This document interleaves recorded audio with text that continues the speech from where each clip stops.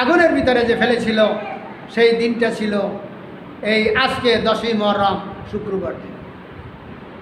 এভাবে অনেক ঘটনাই ঘটছে এই 10ই মুহররম শুক্রবার। শেষ পর্যায়ে আমি হজরতে ইমাম হোসাইনের কিছু কথা বলবো। অনেক ঘটনায় আমি কিন্তু ফেলে গিয়েছি। ঈসা আলাইহিস সালামকে চতুর্থ আসমানে তুলে নিয়েছেন এই 10ই মুহররম শুক্রবার।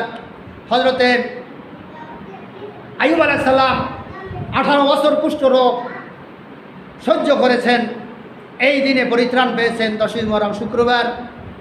ইউনূস আলাইহিস সালাম 40 দিন মাছের পেটে থাকার পর পরিত্রাণ পেয়েছে, নিনুয়া নদীর পাড়ে উঠে তিনি কদু গাছের নিচে বসছেন, এই দিনটা ছিল 10ই মুহররম শুক্রবার। এমনিভাবে কত কথা বলবো। অধিকাংশ পয়গম্বরদের বড় বড় ঘটনাগুলো আল্লাহ তাআলা এই 10ই মুহররম শুক্রবার ঘটিয়েছেন। আমরা জানি এই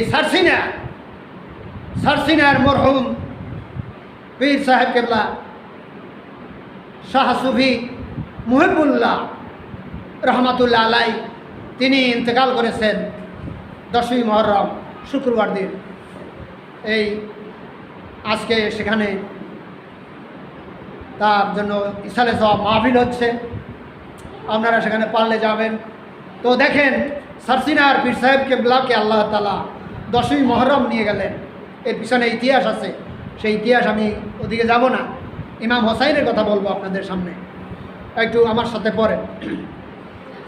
শহীদ হলো ইমাম হোসাইন নবীর জানের জান, শহীদ হলো ইমাম হোসাইন নবীর জানের জান, রক্তে লালে লাল হইল কারবালা ময়দান, হায়রে রক্তে লালে লাল হইল কারবালা ময়দান, ইয়াজিদ সেনা সিনা